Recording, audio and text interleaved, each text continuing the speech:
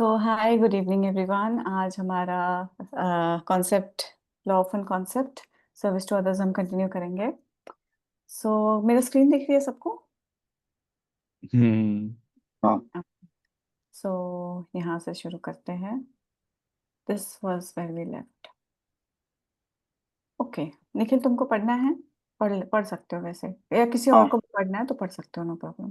प्रियंका जी अगर आपको पढ़ना है, Archana ji, Shaan, you can volunteer.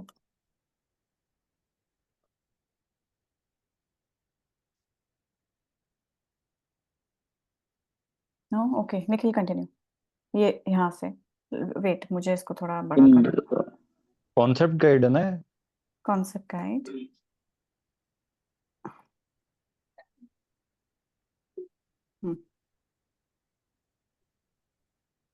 Ra answers Ra answered Don's questions about the number of a possible energy transfers by saying that the number is infinite for is not each mind body spirit complex unique. In the next question and answers, Ra says the energy may be transferred of mind, body, or spirit of the body. They speak to a sexual energy transfer of a mind and spirit. They offer some examples saying in the realm of the mental bodies, there are variations of a mental energies transfer. This is again depend upon the knowledge sought and the knowledge offered. The most common mental energy transfer is that of the teacher and the pupil. The amount of energy depend upon the quality of this offering upon the part of the teacher as regards the purity of the desire to serve and the quality of information offered, and upon the part of the student the purity of the desire to learn and the quality of the mind vibratory complex which receives knowledge. Okay, one second. तो last time हमने sexual energy transfer के बारे में बात करी थी service to others में। तो यहाँ पे 73 सेशन में डॉन ने कुछ क्वेश्चन पूछा था जिसका आंसर राने ने दिया था कि जो नंबर है वो अनंत है। ठीक है, क्योंकि हर एक इंसान, हर एक मन शरीर आत्मा कॉम्प्लेक्स जो है यूनिक होती है ना। तो हाँ, बेसिकली जो सर्विस हम देते हैं ना वो किस तरह की हो सकती है, तो हर इंसान क्योंकि वो यूनिक है, अलग है, तो उसकी सर्विस देने के का जो तरीका है वो भी अलग होगा, वो भी यूनिक होगा। इसलिए अगर आपको नंबर चाहिए तो वो इनफाइनाइट है, अनंत है। तो अगले क्वेश्चन में रा ने कहा कि रास इज एनर्जी में भी ट्रांसफर। ये जो एनर्जी का जो ट्रांसफर होता है ना, ऊर्जा का ट्रांसफर होता है, वो मन के लेवल पे होता है, बॉडी के लेवल पे होता है और आत्मा के लेवल पे भी होता है। ओके, बॉडी के लेवल पे रा ने सेक्सुअल एनर्जी ट्रांसफर के बारे में बताया था। फिर माइंड और स्पिरिट के बारे में भी एनर्जी ट्रांसफर के बारे में उन्होंने जो बोला वो आगे ऐसा है। तो जहाँ पे हमारे मानसिक शरीर है ना, मेंटल बॉडीज है, उनका जो रेल्म है, वहाँ पे अलग अलग तरह की मेंटल एनर्जी का ट्रांसफर होता है। जैसे लेकिन ये जो है वो इस पे डिपेंड होता है कि जो नॉलेज है वो कितना मांगा गया है और कितना दिया गया है, कितनी उस नॉलेज, मतलब बेसिकली मेंटल लेवल पे ऊर्जा का ट्रांसफर मतलब नॉलेज का ही आदान प्रदान होगा। और फिर वो नॉलेज जो है, जो नॉलेज को क्या बोलेंगे हिंदी में, ज्ञान। ज्ञान जो है, सॉरी जो ज्ञान है वो कितना मांगा गया है और कितना दिया गया है। ठीक है। और जो मोस्ट कॉमन जो ऊर्जा का हस्तांतरण है मेंटल लेवल पे वो है टीचर का और स्टूडेंट का, है ना, टीचर और प्यूपिल का। और ये जो ऊर्जा का जो अमाउंट होता है, जो जितनी ऊर्जा लगती है वो उस पर डिपेंड करती है कि वो जो ऑफरिंग दी गई है टीचर के, टीचर जो ऑफरिंग देता है उसकी क्वालिटी क्या है, उसके अंदर वो उसको वो नॉलेज देने की इच्छा कितनी ज्यादा है, डिजायर कितनी है कि उसको सर्व करना है सामने वाले को। और वो इन्फॉर्मेशन की क्वालिटी क्या है जो ऑफर की गई है, वो इन्फॉर्मेशन की क्वालिटी क्या है, ये टीचर के पार्ट पे डिपेंड करता है। और जो स्टूडेंट है वो उसके अंदर सीखने की इच्छा कितनी है, उस डिजायर में प्यूरिटी कितनी है, और उसका जो मन परिसर है, माइंड वाइब्रेटरी कॉम्प्लेक्स है, उसमें उसकी क्वालिटी क्या है कि वो इस नॉलेज को अपने अंदर ले सके। तो ये इन चीजों पे डिपेंड करता है। हम्म। Another form of mental energy transfer is that of the listener and the speaker. When the speaker is experiencing mental emotional complex distortions towards anguish, sorrow, or other mental pain from what we have said before.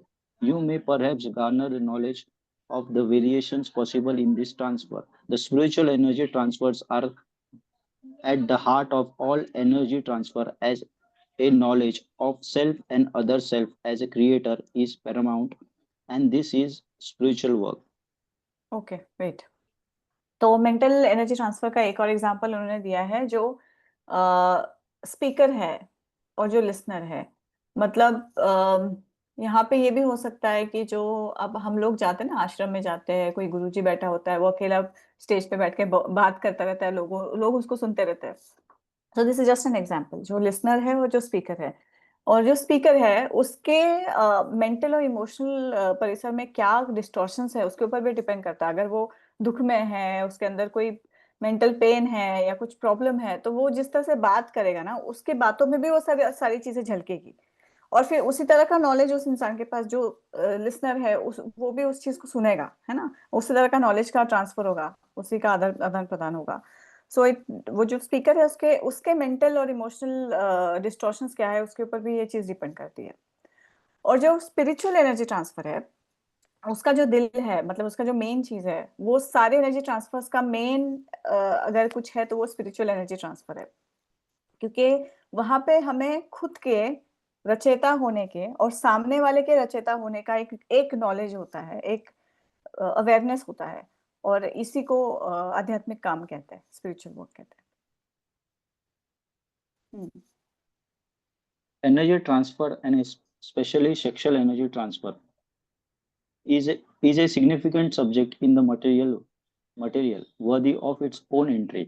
For the purpose of this entry, we will only briefly highlight the sexual energy transfer available to a positive entities. We firstly wish to agree with your supposition that the subject you now query upon is a large one, for in it lies an entire system of opening the gateway to intelligent infinity. Infinity.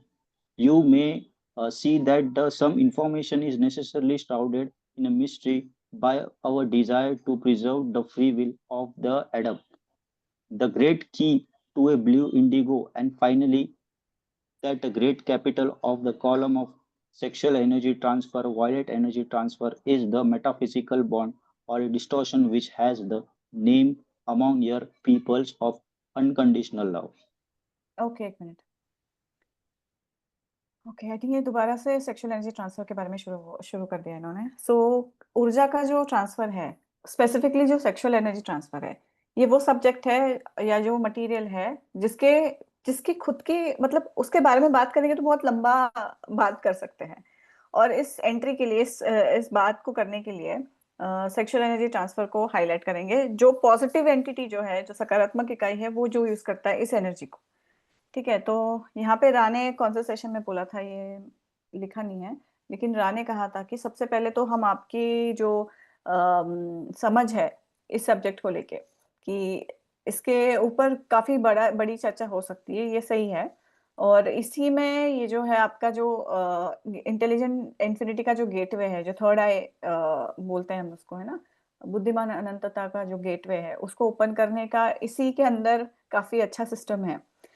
तो आप ये भी देखोगे कि कोई कुछ कुछ information हमने संभाल के रखी है, आपको दी नहीं है। वो मिस्ट्री की तरह हम, मतलब एक मिस्ट्री क्रिएट करने के लिए रखा है, क्योंकि हम आपके प्लैनेट के ऊपर आपके लोगों की जो, या फिर जो एडेप्ट है उसकी जो फ्री विल है, उसको हम संभाल के रखना चाहते हैं। इसलिए हम सब कुछ आपको नहीं बताएंगे, कुछ चीजें मिस्ट्री में रहे तो भी ठीक ही है। तो ब्लू इंडिगो इनकी जो चाबी है ना, और the great key to blue indigo and finally the great capital of column of sexual energy transfer, violet energy transfer, is the metaphysical bond or distortion which has the name among your peoples of unconditional love. तो आपको blue रे को open करने का, Indigo रे को open करने का, और वो जो पूरा कॉलम है बीच में, एनर्जी सेंटर्स का जो पूरा कॉलम है, वायलेट एनर्जी सेंटर तक, क्राउन चक्रा तक, उसका जो मेन चाबी है ना, वो अनकंडीशनल लव है ना। वो एक बॉन्ड है, एक आध्यात्मिक बॉन्ड है, या उसको डिस्टॉर्शन भी कह सकते हैं, जो इन चीजों को खोलते हैं। तो वो है आपके लोगों लोगों ने जो उसको अनकंडीशनल लव कहा है, वो है। है ना? ओके, आगे। In the Blu-ray energy transfer, the quality of love is refined in the fire of honest communications and clarity. This shall we say, normally meaning in the general, takes a substantial portion of your space time to accomplish, although there are instances of meetings so well refined in previous incarnation and so well remembered that the Blu-ray may be penetrated at once. The energy transfer is of a great benefit to the seeker, in that all communication from this seeker is thereby refined and the eyes of honesty and clarity look up a new world. Such is such is the nature of a Blu-ray energy, and such is a one mechanism of potentiating and crystallizing it. Okay, Nikhil यहाँ से आगे मैं पढ़ती हूँ क्योंकि ये थोड़ा सा हाँ हाँ कॉम्प्लिकेटेड लग रहा है मुझे। मैं पढ़ दूंगा, हाँ पढ़ना हो तो। One second. Okay, in the Blu-ray energy transfer, the quality of this love is refined in the fire of honest communication and clarity. This shall we say normally, meaning in general, takes a substantial portion of your space-time to accomplish. Although there are instances of mating so well refined in previous incarnation and so well remembered that the Blu-ray may be penetrated at once. तो ये blue ray energy transfer सबसे मुझे सबसे difficult लगता है, but I try to explain it. तो blue ray energy transfer की जो क्वालिटी उसमें जो उस मतलब थ्रोट चक्र बेसिकली ब्लू रे, सो ब्लू रे एनर्जी ट्रांसफर में वो जो प्यार की जो क्वालिटी होती है ना, प्यार की जो हम क्वालिटी बोलेंगे वो ऐसी होती है कि जिसमें एक ऑनेस्ट कम्युनिकेशन होता है और क्लैरिटी होती है कि सामने वाले को क्या अच्छा लग रहा है क्या नहीं अच्छा लग रहा है। उसमें कम्युनिकेशन में क्लैरिटी होती है, ऑनेस्टी होती है, वो झूठ नहीं बोल रहा है सामने वाला, सच सच बोल रहा है जो भी बोल रहा है। तो इन जनरल अगर हम नॉर्मली देखें या फिर जनरली देखें तो आप ये चीज करने के लिए आपके स्पेस टाइम में बहुत ज्यादा टाइम लग जाता है लोगों पर करने के लिए। लेकिन कभी कभी ऐसा भी होता है कि कुछ लोग जो मिलते हैं, जिनका मिलन होता है, वो अपने प्रीवियस पिछले जन्मों में इस क्वालिटी को लेकर पैदा हुए हैं कि उन्होंने अपने ब्लू रे पे इतना काम किया है, उसको रिफाइन किया है और उस रिफाइंड ब्लू रे को लेकर यहाँ पे वो पैदा हुआ है और फिर वो उनकी जब मीटिंग होती है तो वो काफी अच्छे तरीके से हो सकती है। लेकिन इसको करने के लिए कुछ लोगों को सब्सटेंशियल पोर्शन मतलब काफी टाइम लग जाता है आपके स्पेस टाइम में। और जब ऐसे लोग जब एक साथ आते हैं जिन्होंने ऑलरेडी अपने ब्लू रे पे रिफाइन वर्क कर रखा हो इस जन्म में या पिछले जन्म में, तो वो इंस्टेंटली पेनिट्रेट कर जाते हैं अपने ब्लू रे को, ब्लू रे एनर्जी ट्रांसफर को पेनिट्रेट कर जाते हैं। वो आपस में उनका कम्युनिकेशन इतना अच्छा होता है ना कि वो रिमेम्बरेंस हो जाता है फिर उनके अंदर। और ये जो एनर्जी ट्रांसफर है वो किसी भी सीकर के लिए एक बहुत ही बेनिफिट, बहुत ही अच्छा बेनिफिट है। This energy transfer is of great benefit to the seeker in that all communication from the seeker is thereby refined and the eyes of honesty and clarity look upon a new world. Okay, so ये जो clarity है ना, communication के अंदर जो clarity है उससे वो सीकर एक दुनिया को एक अलग तरीके से क्लैरिटी से देख सकता है, इतना उसके अंदर वो बेनिफिट होता है उस एनर्जी ट्रांसफर में। Such is the nature of blue ray energy and such is one mechanism of potentiating and crystallizing. और ब्लू रे एनर्जी ट्रांसफर का ये नेचर है, इतना प्यारा नेचर है वो, और वो एक तरह का मैकेनिज्म है जिसके अंदर बहुत सारी क्षमता है और उसको आप मतलब उस एनर्जी सेंटर के अंदर इतनी क्षमता है कि वो बहुत अच्छे से क्रिस्टलाइज भी हो सकता है। इतनी उसके अंदर पोटेंशिएशन होता है, पोटेंशियल होता है बेसिकली।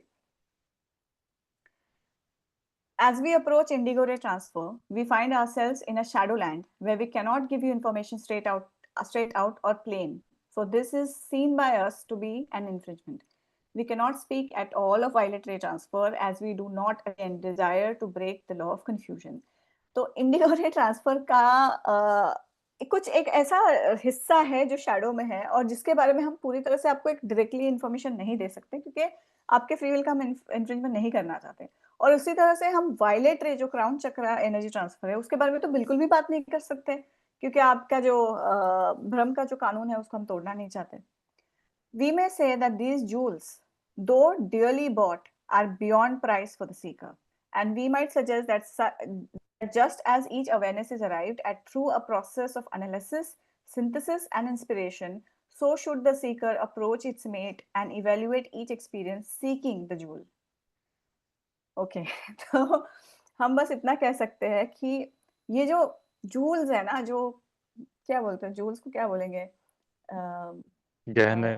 गहने जो है, ये गहने हैं आपके ना, वो इतने हम प्यार से खरीदते हैं, लेकिन बहुत महंगे हैं। एक सीकर को उसको खरीदने के लिए बहुत तपस्या करनी पड़ती है, वो आसान नहीं है उनको खरीदना।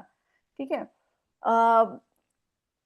And we might suggest that just as each awareness is arrived at through a process of analysis, जब हम, इसलिए हम एक सजेशन, एक सुझाव आपको जब देंगे कि आपका जो एक अवेयरनेस उस जगह पहुंचता है ना, जहाँ पे आपका एक प्रोसेस शुरू हो जाता है, जहाँ पे आप चीजों को एनालाइज कर रहे हो, अपने अंदर सिंथेसाइज कर रहे हो, उससे आपको प्रेरणा भी मिल रही है।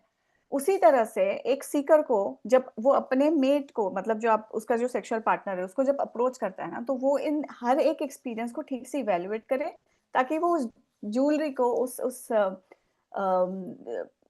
गहने को अच्छी तरह से ढूंढ पाए, सीख कर पाए उस जूल को।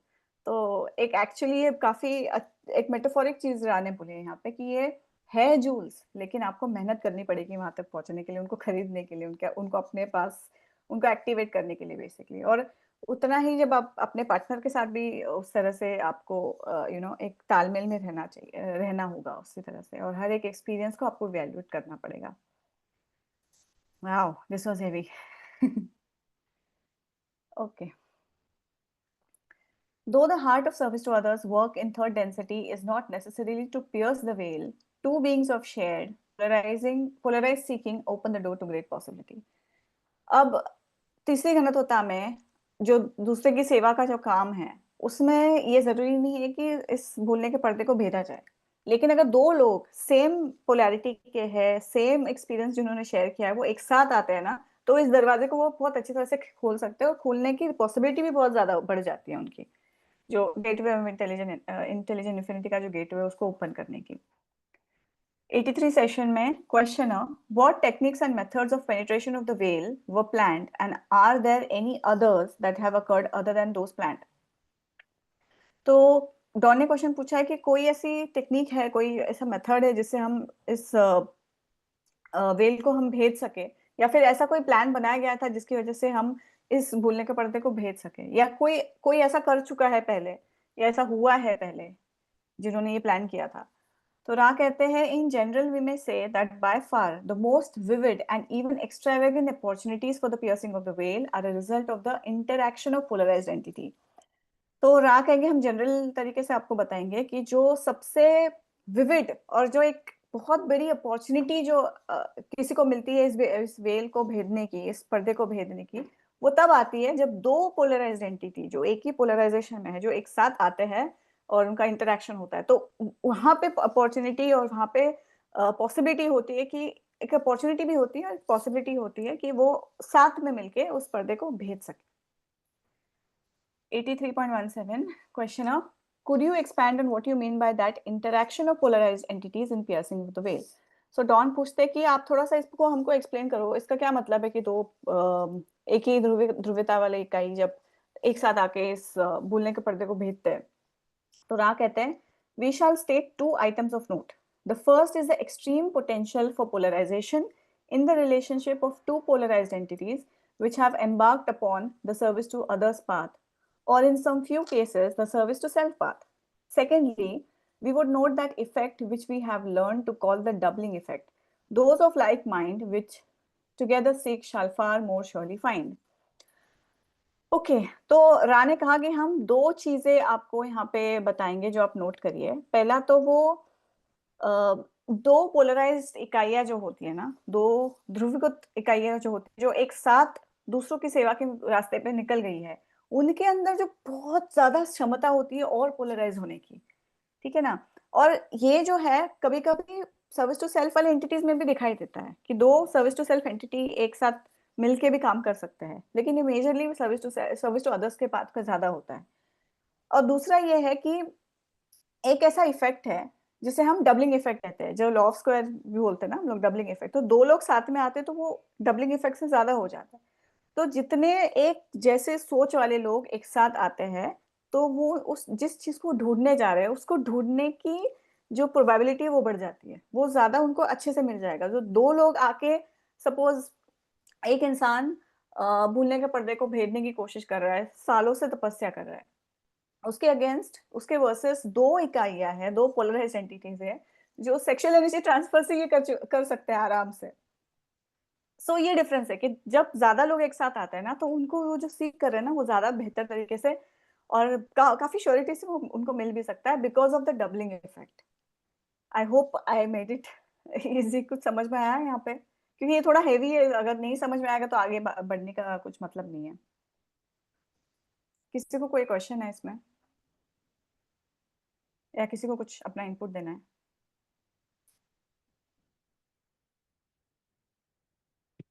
पोलराइज्ड एंटिटीज, जो पोलराइज्ड एंटिटीज हैं साथ में आएंगे, तो पोलराइजेशन एक तरीके से यही हो गया कि लाइक अपना जो इच्छा है सेवा करने की, रचयिता को खोजने की, हम्म। अपनी इनर अपवर्ड स्पायरलिंग होगी। हम्म। एंड मतलब जितनी अपवर्ड स्पायरलिंग एक साथ होंगी, मतलब उतना सारा टोटल कलेक्टिव अपवर्ड स्पायरल होगा, एंड उतनी ही बेटर सर्विस होगी। तो लाइक हमारा ग्रुप तो सीरियसली वही है, अभी हमारा डबलिंग इफेक्ट ही चल रहा है सारा का सारा, यहाँ पे हम्म। हम लोग सारे हैं जो। हम्म। एंड दूसरा एक पॉइंट था जो मैं रिफ्लेक्ट कर रहा था उसका, ज्वेल्स का। तो उसमें जो ज्वेल्स है वो है अपना एनर्जी ट्रांसफर। एंड हम्म। जो ये एनर्जी ट्रांसफर है वो ज्वेल ज्वेल हमको जब एनर्जी ट्रांसफर हुआ है, यानी हमें वो ज्वेल मिला है। एंड फिर हमें ज्वेल मिलने के बाद उसे तराशना है कि हमें खदान से हीरा तो मिल गया, लेकिन जब तक उसे हम पॉलिश नहीं करेंगे तब तक उसमें चमक नहीं आएगी। एंड ये ऐसा हीरा है जो कि हम कितना भी हम पैसा दे दें हम उससे नहीं खरीद सकते, क्योंकि it is a spiritual gem, it is something जो कि सिर्फ हमें ही मिला है। एंड क्यों मिला है? क्योंकि हम उस रास्ते पे गए हैं। एंड इसको तराशने का जो प्रोसेस रहता है वो फिर आपका अपने अंदर इस चीज को एवेलुएट करना, सिंथेसाइज करना एंड प्रोसेस करना, सिंपल सेंस में वो कैटलिस्ट है देखा जाए तो।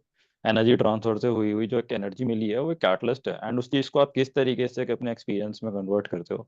तो I think it is the same thing. Hmm. Hmm. Okay, thank you. और किसी वेलकम। को कुछ बोलना है? और किसी को कुछ बोलना है? Any questions? Okay, let's move forward. Service to those not spiritually seeking. Okay, अभी सर्विस टू अदर्स की बात करें तो उनके बारे में बात करेंगे, जो जिनको हम सेवा दे रहे हैं, जो आध्यात्मिक खोज को कर नहीं रहे हैं, जो अभी मायाजाल में फंसे हुए हैं।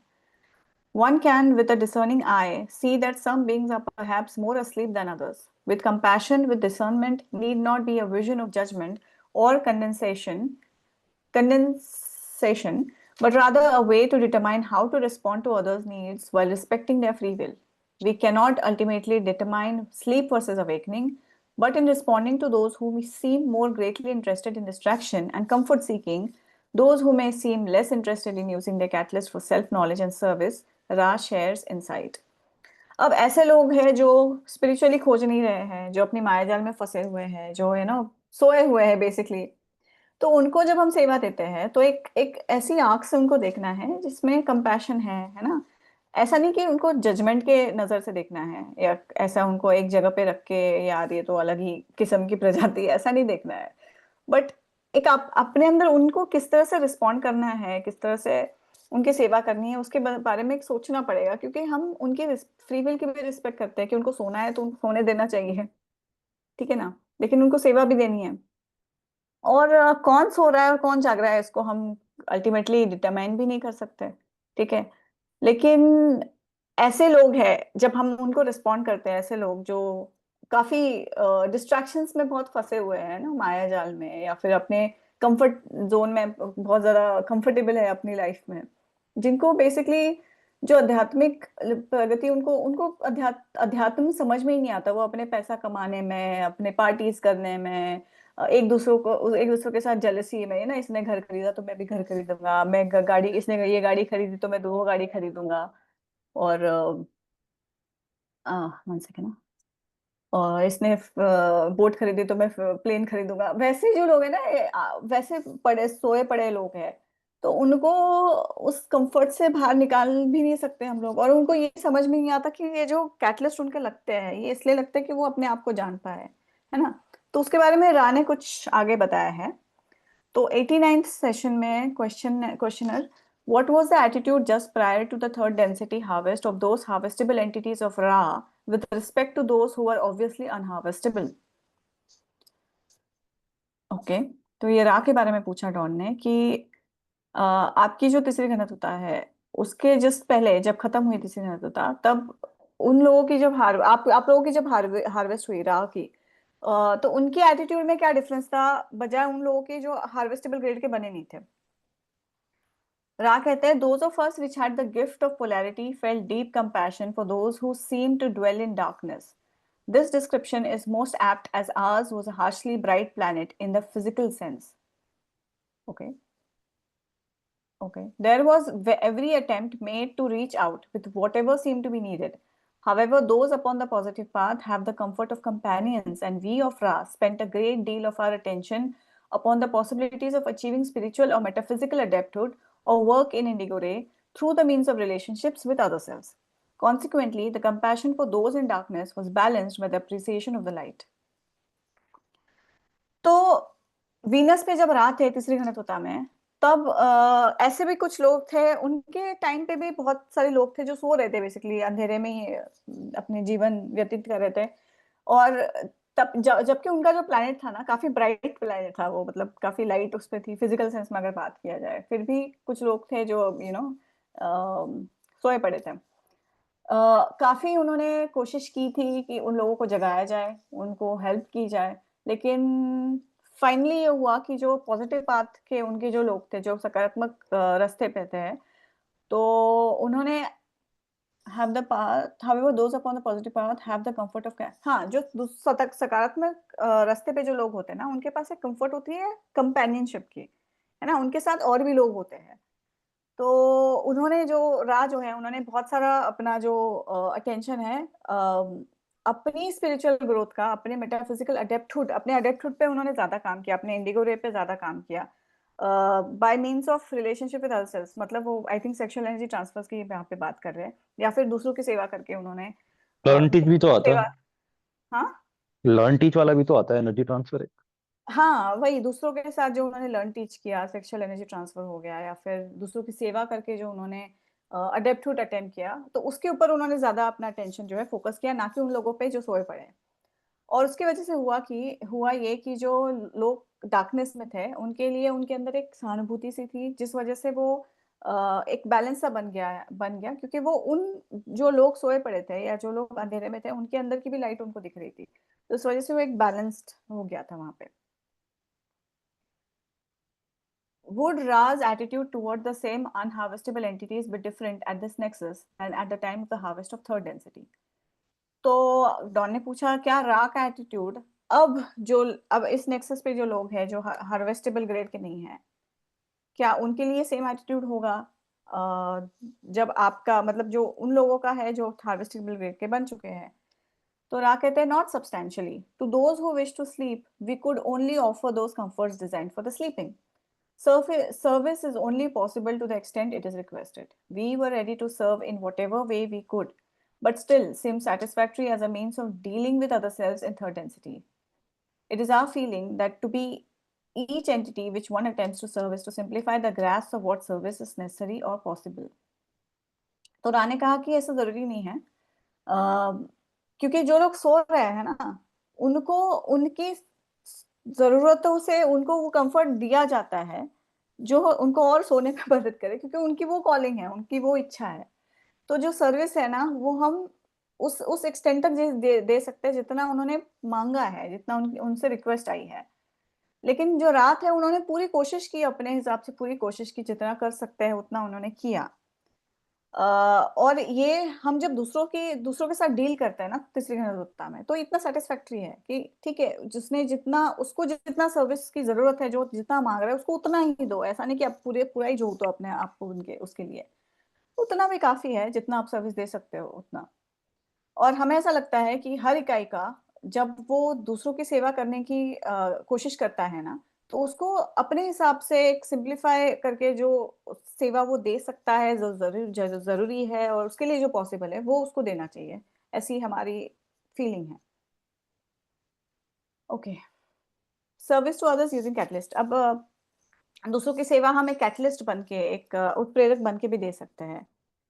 Polarizing positively requires a certain degree of self-determination, will, and faith. That determination is vividly evidenced in an entity's desire and capacity to use its own catalyst. The embrace of catalyst is the art of living a life of spiritual seeking and service in a world of seeming separation. The entirety of the vast Confederation philosophy falls under this rubric, a subject much too large for even 10 books to cover. So, in this section, I note only some salient points regarding using catalyst to polarize service to others. तो जिसने भी ये किताब लिखी है उन्होंने बोला है कि जो सकारात्मक ध्रुवीकरण जो हो रहा है जिन लोगों का, है ना, जो दूसरों की सेवा के रास्ते पे है, उनके लिए खुद के ऊपर दृढ़ता होना, एक विल पावर होना और भरोसा होना, ये काफी जरूरी है। ये काफी ये चीजें, क्वालिटी उनके अंदर होनी चाहिए। और ये जो डिटर्मिनेशन है, ये जो दृढ़ता है, वो इस इकाई में उसकी इच्छा से और उसकी जो उसके उत्प्रेरक को वो खुद किस तरह से यूज करता है, वो किस क्या कैपेबिलिटीज है उसके अंदर, उसमें वो झलकती है वो डिटर्मिनेशन, है ना। वो कितना शिद्दत से उस कैटलिस्ट को झेल पा रहा है या फिर उस कैटलिस्ट को प्रोसेस कर पा रहा है, उसके अंदर उसकी दृढ़ता दिखती है, वो पीछे नहीं हट रहा है। और जब हम इस कैटलिस्ट को या इस उत्प्रेरक को, माध्यम को हम एम्ब्रेस करते हैं ना कि हाँ ये मेरा कैटलिस्ट है, भले ही लाइफ में कितना भी उतार चढ़ाव क्यों ना हो, लेकिन उसको हम एक्सेप्ट करते हैं कि हाँ ये मेरा कैटलिस्ट है, और फिर उसको पूरी तरह से हम एम्ब्रेस भी करते हैं कि हाँ चलो मेरा कैटलिस्ट है, मैं प्रोसेस कर लूंगा या कर लूंगी। ये एक आध्यात्मिक जीवन जीने का एक आर्ट है basically, art of living the spiritual life, और स्पिरिचुअल सीकिंग भी है उसमें। और जहाँ पूरी दुनिया में एक सेपरेशन से, एक विभाजन सा है, ये करना ना एक आर्ट है बेसिकली, क्योंकि हर एक इंसान एक सेपरेशन में ही जी रहा है। और ऐसी दुनिया में अगर अपने कैटलिस्ट को आप गले से लगा के उसको प्रोसेस कर रहे हो, तो वो एक आर्ट, एक कला है वो तो। और कॉन्फिडरेशन की जो फिलॉसफी है ना, उसका एक काफी बड़ा हिस्सा इसी सब्जेक्ट के अंदर आता है, और ये सब्जेक्ट इतना बड़ा है कि हम 10 बुक भी लिखेंगे तो वो कवर नहीं होगा। इसलिए राणे इस कैटलिस्ट को किस तरह से दूसरों की सेवा के रास्ते पे चलने वाला इकाई किस तरह से इन कैटलिस्ट को यूज करता है, उसके बारे में कुछ पॉइंट्स बताए हैं राणे, तो वो आगे बोलेंगे। The catalyst and all catalyst is designed to offer experience. This experience in your density may be loved and accepted, or it may be controlled. These are the two paths. When neither path is chosen, the catalyst fails in its design, and the entity proceeds until catalyst strikes it, which causes it to form a bias towards acceptance and love, or separation and control. There is no lack of space-time in which this catalyst may work. तो 46 session में I know right, 46 session में राणे का है कि उत्प्रेरक, हर एक उत्प्रेरक का मेन जो उसका जो डिजाइन बनाया है ना, वो एक एक तरह का एक्सपीरियंस जनरेट करने के लिए बनाया है, ऑफर करने के लिए, है ना। और ये जो एक्सपीरियंस है, ये जो अनुभव है, वो आपकी घनत्वता में या तो आप उसको उस अनुभव को या तो प्रेम कर सकते हो, एक्सेप्ट कर सकते हो, या फिर उस अनुभव को कंट्रोल कर सकते हो। ये दो रास्ते हैं, या तो आप कंट्रोल करो उस चीज को, या तो आप उसको प्यार करके एक्सेप्ट कर लो, ठीक है। और जब दोनों भी बात चूज नहीं होती, ना आप ये कर रहे हो ना आप वो कर रहे हो, तो फिर उस कैटलिस्ट जिस डिजाइन उसको जिस चीज के लिए बनाया गया है, उसका डिजाइन ही फेल हो जाता है ना। फिर वो इकाई जो है ना, वो तब तक चलता रहेगा जब तक वो कैटलिस्ट दोबारा तीव्रता से आके उसको स्ट्राइक ना करे। वो कैटलिस्ट आता रहेगा, बार बार आता रहेगा, जब तक आप सीखोगे नहीं। और फाइनली वो कैटलिस्ट अगर आप फिर भी नहीं सीख रहे हो, तो फिर वो बॉडी कॉम्प्लेक्स में आ जाता है ना। तो इस तरह से वो, जब तक आपके अंदर एक बायस ना बन जाए, या तो आप प्रेम के रास्ते पे चलो या तो आप विभाजन के रास्ते पे चलो, जब तक आपके अंदर वो बायस नहीं बनता, तब तक वो कैटलिस्ट आता रहेगा, आता रहेगा। आपके स्पेस टाइम में कोई ऐसा लैक नहीं है टाइम का, वो कैटलिस्ट आता रहे, वो कैटलिस्ट अपना काम करता है, जब तक आप जिंदा हो वो कैटलिस्ट आता रहेगा। तो मर गए आप, दोबारा जन्म लेके वो दोबारा कैटलिस्ट आएगा। So there is no lack space time, आपके स्पेस टाइम में कोई लैक नहीं है टाइम का, वो कैटलिस्ट आता ही रहेगा जब तक आप सीखोगे नहीं। तो ऐसा भी हो सकता है ना कि कुछ लोग जन्मों से, पता नहीं कितने इनकारनेशन से एक ही कैटलिस्ट को प्रोसेस कर रहे हैं, अभी तक वो बायस ही नहीं बना पाए। तो कोई टाइम लिमिट नहीं है, आपको दोबारा पैदा हो जाओ, दोबारा और जन्म ले लो, बट कैटलिस्ट तो प्रोसेस करना पड़ेगा। आज नहीं किया कल करना पड़ेगा, कल नहीं किया अगले जन्म में करना पड़ेगा, उसके अगले जन्म में, पर करना तो पड़ेगा, वो बायस तो बनेगा ही बनेगा। वरना पेंडिंग होमवर्क लेके जाना पड़ेगा। पेंडिंग होमवर्क नहीं, और फिर 2 होमवर्क और ऊपर ऐड हो जाएगा। बैकें लगेंगे पूरी, बैक एग्जाम क्लास। देते रहो। I know. Okay. Positive use of catalyst centers on acceptance. For instance, when working with the catalyst of anger. अब जो सकारात्मक यूज है कैटलिस्ट का या उत्प्रेरक का हम जो इस्तेमाल करते हैं पॉजिटिवली, वो है एक्सेप्टेंस, उसको एक्सेप्ट करना। जैसे अगर यहाँ पे एंगर एंगर गुस्सा जो है, गुस्सा वाला जो कैटलिस्ट, उसके बारे में अगर बात करें तो 46 सेशन में राने कहा है, the entity polarising positively perceives the anger. This entity, if using this catalyst mentally, blesses and loves this anger in itself. It then intensifies this anger consciously in mind alone until the folly of this red ray energy is perceived not as folly in itself, but as energy subject to spiritual entropy due to the randomness of energy being used. अब एक positive polarise जो इकाई है, वो इस गुस्से को अपने अंदर परसीव करेगा, लाइक उसको आइडेंटिफाई करेगा, ठीक है, लेगा वो अपने अंदर। फिर वो मेंटली, हाँ, अब पहले तो उसको कैटलिस्ट को वो मेंटली प्रोसेस करा, हर कैटलिस्ट पहले मेंटल लेवल पे लगता है। अब गुस्सा आया, उसने उसको मेंटली ब्लेस किया, प्यार दिया, उसको बोला चल ठीक है, ये जो गुस्सा है ये मेरा ही हिस्सा है ना, blessing and love as itself, कि ये मेरा ही पार्ट है, तो मैं इसको ब्लेस करता हूँ, मैं इसको प्यार करता हूँ, ठीक है। फिर वो उस गुस्से को बढ़ाएगा, जो राने मेंटल डिसिप्लिन बताया ना, तो उसको वो इंटेंसिफाई कराएगा, बढ़ाएगा माइंड में, मेंटल लेवल पे, इतना कि उसको वो जो रेड रे एनर्जी में है ना गुस्सा, वो रेड रे एनर्जी में स्टक होता है ना रूट में, तो उसके अंदर की जो कमी है ना, जो फॉली है, उसको वो कमी ना मान के वो उस रूट चक्रा की एक एंट्रोपी समझ के, क्योंकि एक रैंडम एनर्जी जनरेट हो रही है ना गुस्से की वजह से, सर्वाइवल मोड आपका trigger, flight and fight mode activate हो गया, आपको गुस्सा भी आ रहा है, मारने का भी मन कर रहा है, तो भागने का मन कर रहा है, ये एक रैंडम एनर्जी रिलीज हो रहा है, तो एक एंट्रोपी है अंदर, एक अंदर ही अंदर घुसता जा रहा है वो गुस्सा। तो उसको उस चीज में एक्सेप्ट करके, ये ना समझ के ये कि ये मेरी कमी है, कमी नहीं है, वो एक रैंडम एनर्जी रिलीज है ना, स्पिरिचुअल एंट्रोपी हो रहा है, तो उसको वो समझेगा, उस चीज को वो अच्छी तरह से समझेगा और उसको एक्सेप्ट करेगा। Positive orientation then provides the will and the faith to continue this mentally intense experience of letting the anger be understood, accepted, and integrated with the mind body spirit complex. The other self, which is the object of anger, is thus transformed into an object of acceptance, understanding, and accommodation, all being reintegrated using the great energy which anger began. तो जो positive इकाई है, positively oriented इकाई है, वो अपनी इच्छा, will power और अपनी अपनी जो फेथ है, उसमें रह के, अपने उन चीजों पे रह के इस मेंटल प्रोसेस को कंटिन्यू करेगा, उस एंगर को एक्सपीरियंस करेगा, गुस्से को एक्सपीरियंस करेगा, और एक्सपीरियंस करने के बाद उसने वो बड़ा किया गुस्सा, फिर इसका वो ऑपोजिट भी सोचेगा। ऑपोजिट सोचेगा मतलब वो समझेगा, वो चीज को एक्सेप्ट करेगा, वो अपने अंदर उसको आत्मसात भी कर लेगा अपने माइंड बॉडी स्पिरिट कॉम्प्लेक्स में। और जिस इंसान की वजह से उसको गुस्सा आ रहा है, जो अन्य स्वयं है, दूसरा इकाई है, जिसकी वजह से वो उसको गुस्सा आया, सपोज आपको किसी ने मार दिया थप्पड़ सबके सामने, आपको आ गया गुस्सा, तो आपने मेंटल लेवल पे उसको गुस्से को पहले तो एक्सेप्ट किया, उसको बड़ा बना के पूरी तरह से इंटीग्रेट कर लिया, उसके बाद अब जो इंसान है जिसने आपको गुस्सा दिलाया, उसको भी एक एक्सेप्टेंस वाले ऑब्जेक्ट से आप देखोगे कि भाई इसको भी, उसके अंदर भी दर्द है, उसके अंदर भी पेन है, इसलिए उसने ये चीज मेरे अंदर की, मेरे साथ इस तरह से बिहेवियर किया। डिफिकल्ट है बट ये करना जरूरी है। वो सामने वाले को एक्सेप्ट करेगा, उसको भी समझेगा, और उसको भी एक अकोमोडेट करेगा अपने बीइंग के अंदर। और ये सारी चीजें जब री इंटीग्रेट होगी ना अपने एनर्जी पे, जहां से वो गुस्सा निकला था उसमें वो रीइंटीग्रेट हो जाएगी, वो चीजें जहां से गुस्सा शुरू हुआ था वहां पे खत्म भी हो जाएगा। इसको बोलते हैं उस कैटलिस्ट को प्रोसेस करना मेंटल लेवल पे। ये तरीका होता है कि पहले तो आप उसको समझो कि क्यों आया है, फिर उसे एक्सेप्ट करो, ये ना समझ के कि वो मेरे रूट चक्र की कोई कमी है, कमी नहीं है, वो एक रैंडम एनर्जी रिलीज है।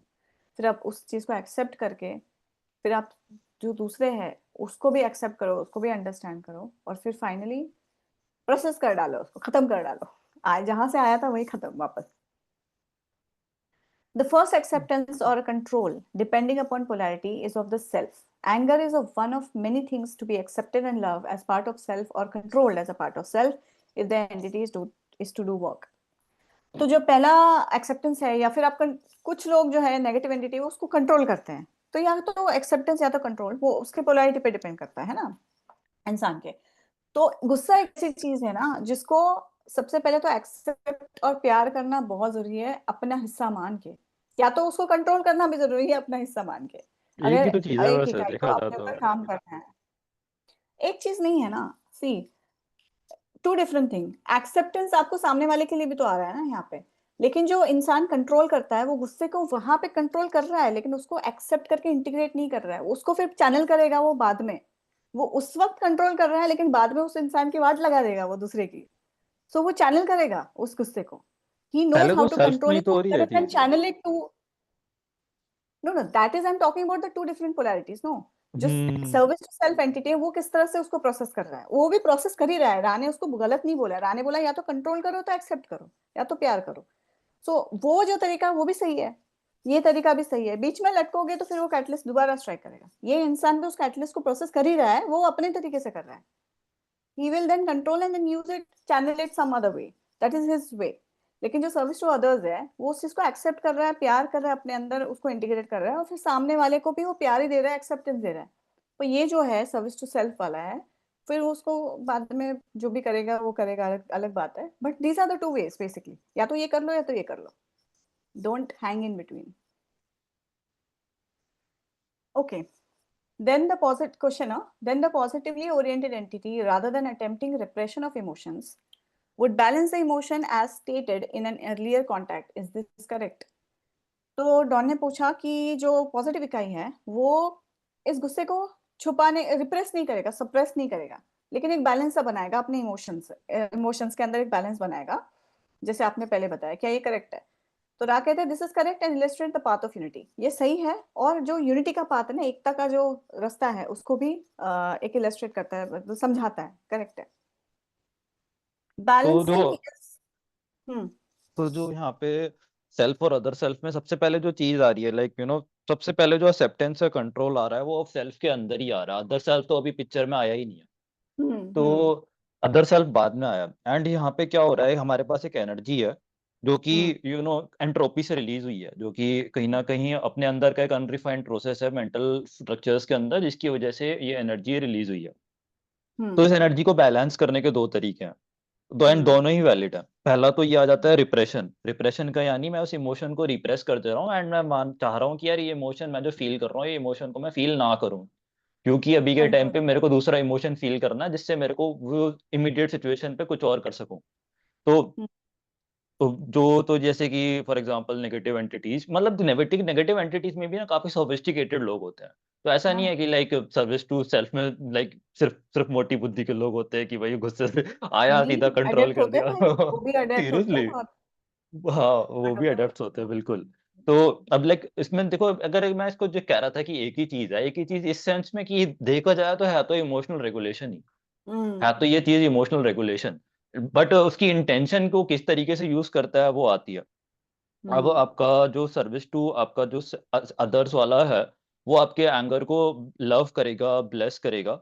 एंड मतलब देखा जाए तो, एंड जो आपका सर्विस टू सेल्फ वाला है, वो उस चीज को रिप्रेस करेगा, रिप्रेस करके पर बात यह है ना, सर्विस टू सेल्फ वाला उसकी अदर्स, उसकी एंटीथेसिस को एक्सप्लोर नहीं कर पाएगा, हम्म। उसकी एंटीथेसिस एक्सप्लोर नहीं कर पाएगा। एंड वो वहां पे एंटीथेसिस एक्सप्लोर नहीं करेगा, वो फिर वही चीज है, मतलब सारा सर्विस टू सेल्फ पाथ आपका रिप्रेशन पे तो बना, अदर सेल्फ का रिप्रेशन, इमोशंस का रिप्रेशन, सब चीजों का रिप्रेशन। बट हम्म। यहाँ पे जो सर्विस टू सेल्फ अदर्स वाला है, वो यहाँ पे एंटीथेसिस एक्सप्लोर करेगा। सबसे पहले तो इमोशन इंटेंसिफाई करा उसने, हम्म। इमोशन इंटेंसिफाई करा, पॉजिटिव इमोशन इंटेंसिफाई, पहले नेगेटिव इमोशन इंटेंसिफाई करा, एंगर इंटेंसिफाई करा, एंड उसके बाद वो देखा कि एंगर ये आया कहाँ से, मेरी कोई अनमेट नीड थी जिसकी वजह से ये एंगर निकला। तो फिर उस अनमेट नीड की एंटीथेसिस में जाएगा कि यार मेरी ये वाली नीड अनमेट थी, एंड क्या हो जब मेरी वो नीड पूरी हो जाए। एंड मैंने फिर वो, जब मेरी वो नीड पूरी होगी, मैं वो चीज को इमेजिन करके विजुअलाइज कर रहा हूँ कि अब मेरे को कैसा फील हो रहा है, वो उसकी एंटीथेसिस होगी कि उस हम्म। इमोशन को मैंने इंटेंसिफाई करा, एंड उस चीज के अंदर मैंने एक तरीके से मैनिफेस्टेशन भी स्टार्ट कर दी पॉजिटिव रियलिटी की, जहां मैंने पॉजिटिव इमोशन के उसकी अपोजिट में एंटीथेसिस को विजुअलाइज करा। एंड फिर जब मैंने इन दोनों चीजों को बैलेंस करा कि यार अभी के टाइम पे मेरी अनमेट नीड पे ये इमोशन आ रहा है क्योंकि ये एंट्रोपी की वजह से रिलीज हुआ है, एंड अभी के टाइम पे जब मेरी नीड पूरी हो जाएगी तो ये इमोशन होना चाहिए, अब मैं जब इन दोनों पोलैरिटी को सिंथेसाइज करूंगा तब मेरे पास ये अंडरस्टैंडिंग समझ आ जाएगी कि एंट्रोपी जो हुई है ये कहाँ पे हुई है एंड किस वजह से हुई है। मेरी वो जो अंडरस्टैंडिंग की मेरी सेल्फ जो मेरा एक अंदर का सेल्फ है, एक सब सेल्फ है जो कि इसकी नीड्स कोई पूरी हो नहीं रही है, मैं उसको और अच्छे से जान पाऊंगा। एंड यहाँ पे मैं अपने सेल्फ के अंदर एक सेल्फ का एक छोटे एस्पेक्ट को और अच्छे से जान पा रहा हूँ। तो ये एक तरीके से सेवा होगी यहाँ पे, कि मैंने हाँ, अपने अंदर ही एक एस्पेक्ट है जिसको मैं सेवा नहीं कर रहा था, लेकिन अब मैंने उसकी सेवा कर ली क्योंकि मैंने उसे जान लिया एंड मैंने उसकी नीड्स मीट करने के लिए अब मैं सेवा में आगे बढ़ रहा हूँ। तो यहाँ पे आपका सर्विस टू अदर्स आ जाता है। एंड वही सर्विस टू सेल्फ क्या करता है, वो अपना सब सेल्फ है जिसकी जरूरत पूरी नहीं हुई है वो उसको और कोने में धकेल देता है। जैसे कि ट्रॉमास बन जाते हैं, चाइल्डहुड ट्रॉमास होते हैं शैडोज कि शैडोज बन हाँ जाते हाँ, सीरियसली। तो जो इंटरनल पे है अभी तो सिर्फ और सिर्फ मेंटल प्लेन पे, and you no it is not only mental, क्योंकि जो इमोशंस के साथ इंटीग्रेशन होता है ना वो आपका बॉडी में भी आता है। Because when you are like blessing and loving the anger, you are expressing the entirety of that emotion within your body complex. You are letting it flow, letting it feel, letting it, roam in your body until all that anxiety just calms down. जो वो पानी थर्रा रहा है एकदम से शांत नहीं होता है, and then you start to work within the mind complex.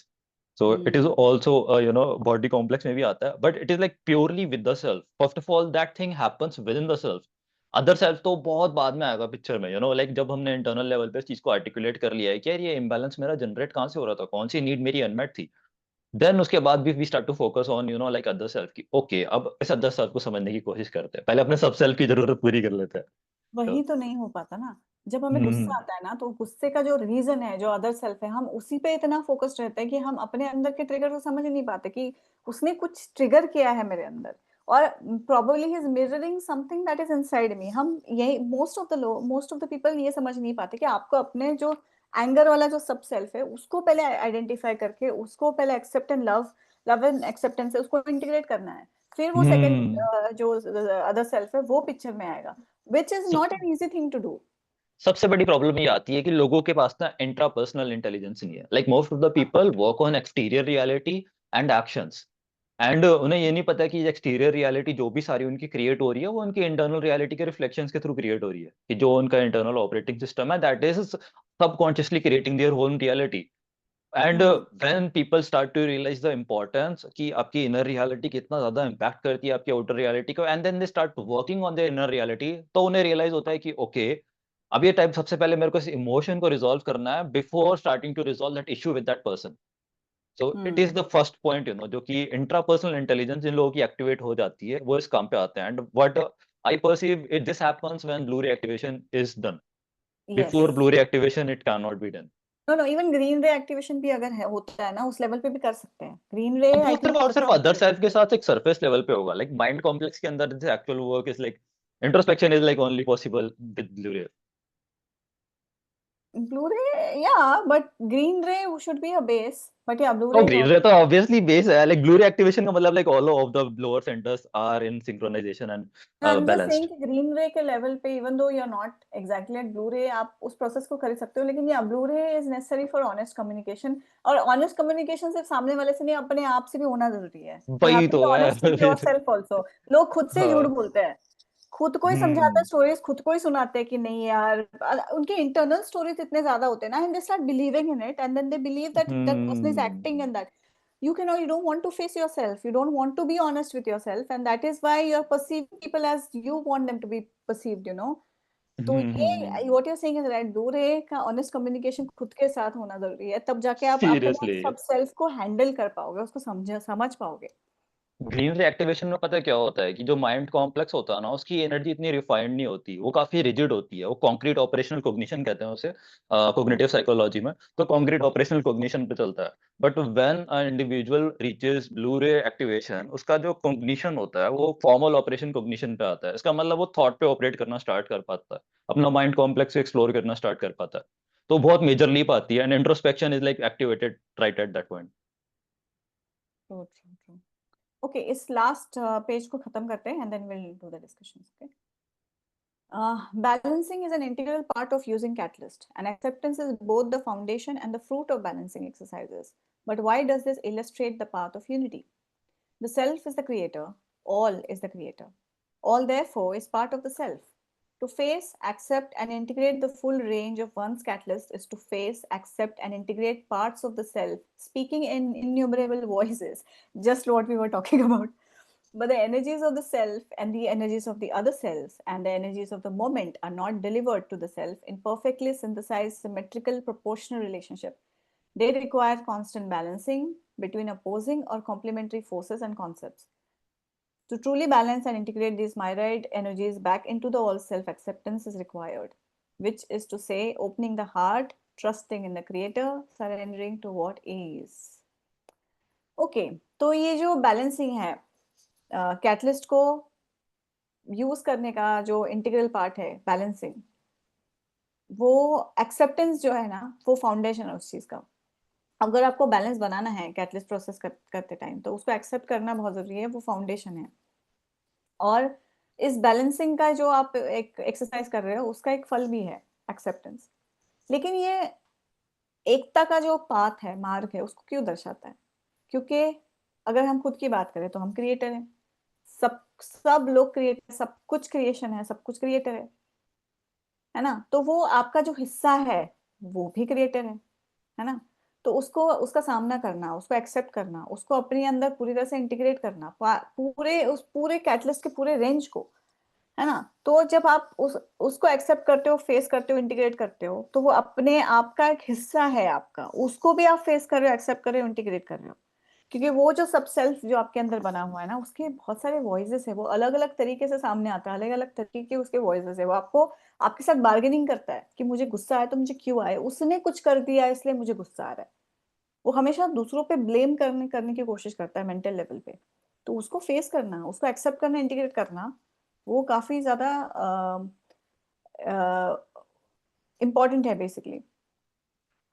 But the energies of the self, लेकिन खुद की एनर्जीज, दूसरे की एनर्जीज और उस मोमेंट की जो एनर्जी है, वो इस तरह से डिलीवर नहीं हो पाती खुद के अंदर, क्योंकि वो प्रॉपरली एक तो सिंथेसाइज होनी चाहिए सिमेट्रिकली, है ना, प्रोपोर्शनल रिलेशनशिप में। मतलब कैसे बोलेंगे इसको, synthesise symmetrical proportional relationship, how do I explain this?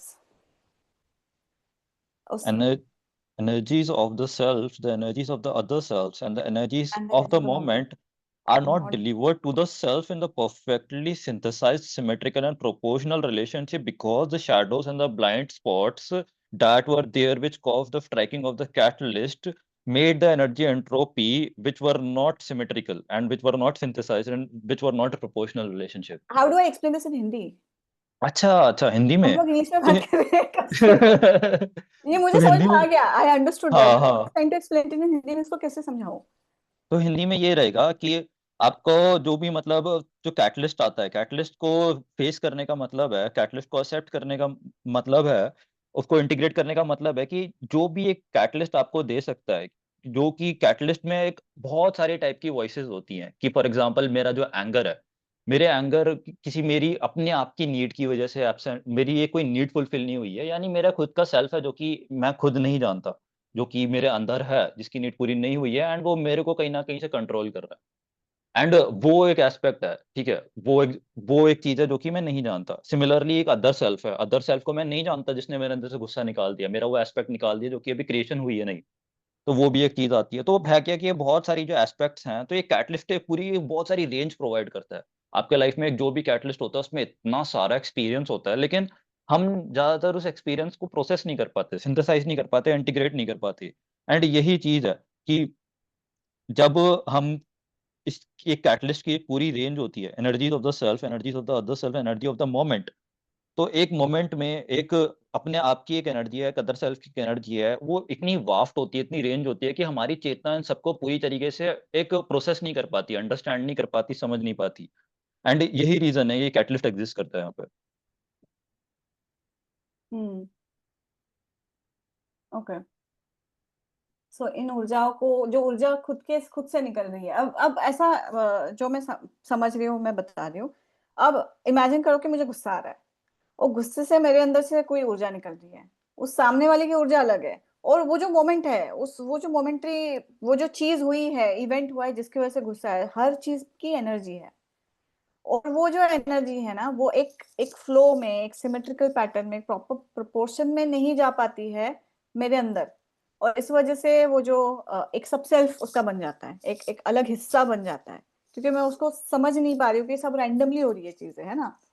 उस वजह से वो सब सेल्फ क्रिएट हो गया, एक एक एंगर वाला सब सेल्फ मेरा क्रिएट हो गया।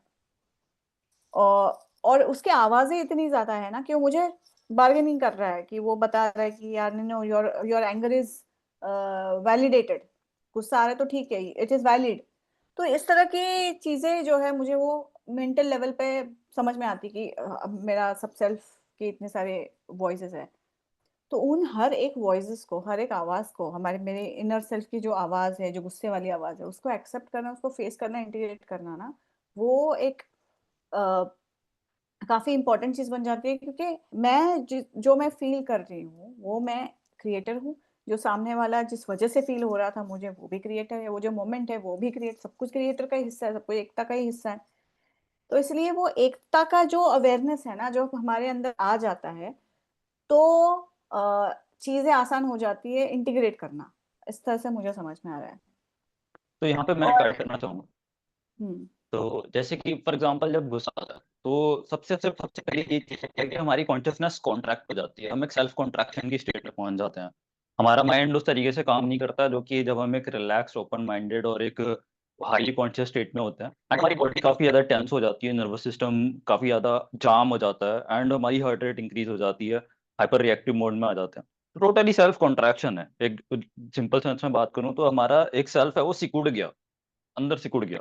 एंड होता क्या है, अंदर सिकुड़ गया का मतलब है क्या है कि हमारा जो एक body mind body spirit complex है एक एनर्जी एफिशिएंसी पे ऑपरेट करता है। कि एनर्जी एफिशिएंसी यानी एक एक मोमेंट हम जी रहे हैं एंड वो उस पूरे पूरे मोमेंट का लुत्फ ले रहे हैं।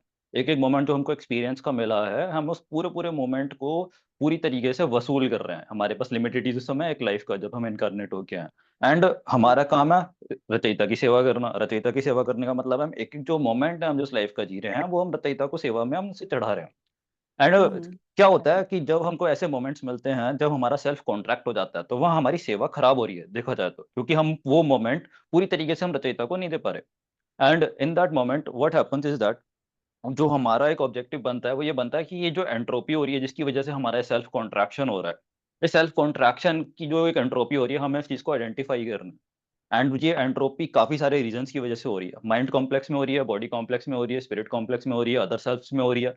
एंड माइंड कॉम्प्लेक्स में हो रही है क्यों, क्योंकि माइंड कॉम्प्लेक्स के अंदर कहीं ना कहीं इनएफिशिएंसीज हैं, इमोशनल इनएफिशिएंसीज हैं, इमोशनल इनफ्लेक्सिबिलिटी है, मेंटल इनफ्लेक्सिबिलिटी है, सामने वाले को ना समझने के लिए, अपने आप को ना समझने के लिए, अपनी जरूरतों की इनफ्लेक्सिबिलिटी है कि मेरे को चाहिए तो यही चाहिए, इसके अलावा कुछ नहीं चाहिए।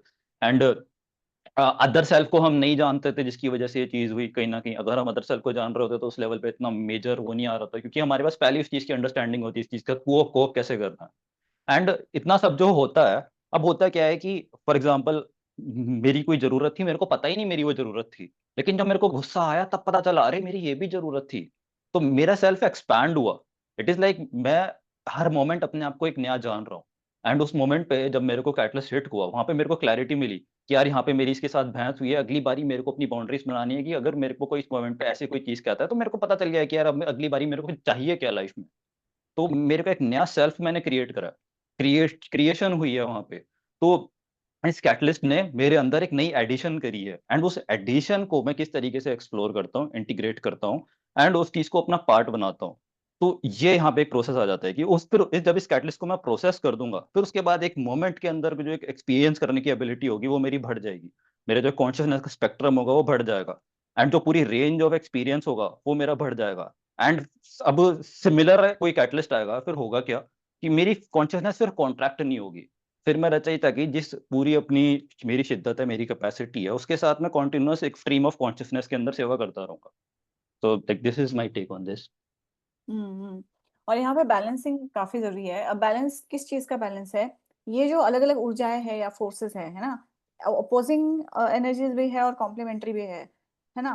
इन फोर्सेस को, इनके अंदर एक बैलेंस बनाना काफी जरूरी है।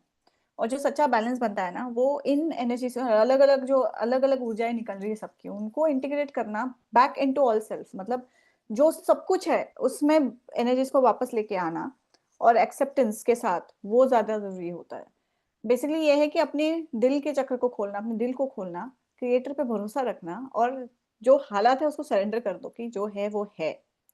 है ना। there's no need, मतलब जो फ्लो है उस फ्लो में बहो, उसके ऑपोजिट बहोगे तो फिर आपको रेजिस्टेंस आएगा बेसिकली। तो इन अलग अलग ऊर्जाओं को, इन अलग अलग फोर्सेस को के अंदर बैलेंस बनाना यहाँ पे काफी जरूरी हो जाता है।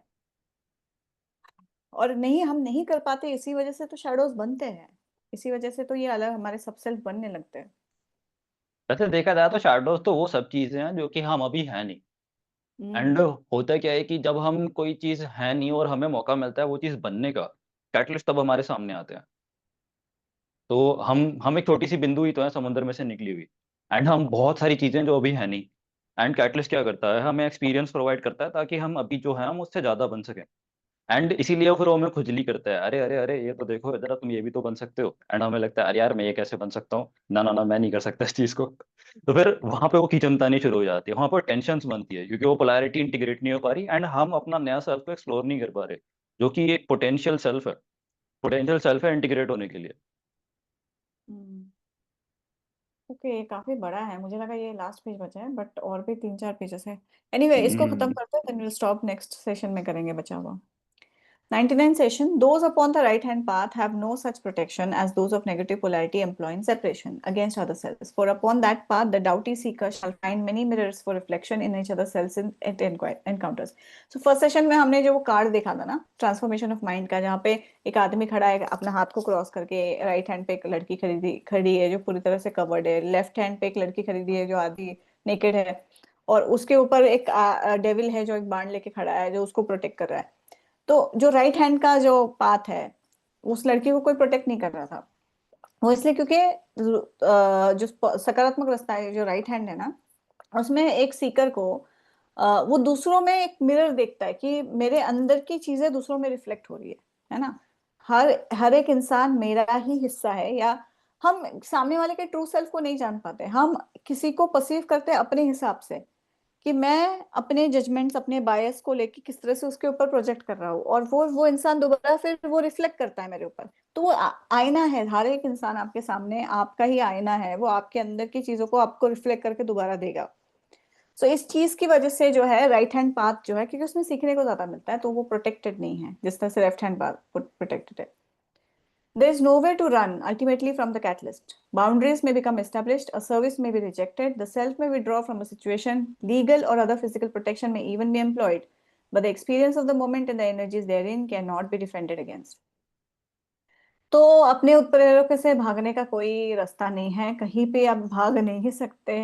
हाँ, बाउंड्रीज बना सकते हो, आप उस सर्विस को रिजेक्ट कर सकते हो, आप उस सिचुएशन से भाग सकते हो, विड्रॉ कर सकते हो अपने आप को, या तो लीगली कर लो या फिजिकल प्रोटेक्शन, मतलब या तो आप लीगल प्रोटेक्शन ले लो या तो फिर भाग जाओ वहां से, वो कर सकते हो आप।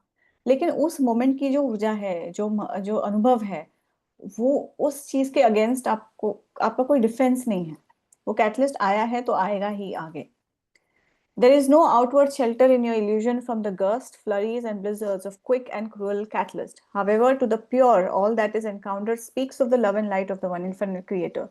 The cruelest blow is seen with an ambience of challenges offered and opportunities to come.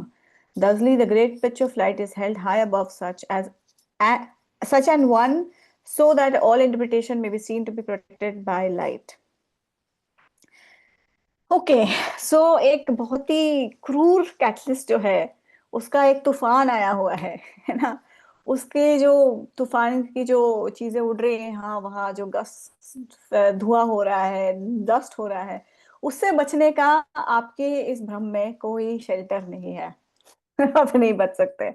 लेकिन जो प्योर इंसान है ना, जो हर मोमेंट पे एक अनंत रचयिता के प्रेम और प्रकाश को के बारे में बात करता है, उसके बारे में सोचता है, वो इंसान इस क्रूअल ब्लो जो है, इसको एक एक उसको उसको एक चैलेंज वाला माहौल मिलता है, एम्बियंस मिलता है, जिसके अंदर बहुत सारी अपॉर्चुनिटीज उसको दिखती है कि हाँ ये कैटलिस्ट है, इसमें मैं पोलराइज हो सकता हूँ, वो भले ही कितना भी क्रूर क्यों ना हो, लेकिन मेरे लिए एक अपॉर्चुनिटी है। तो उस तरह का एक माहौल वो बना देता है।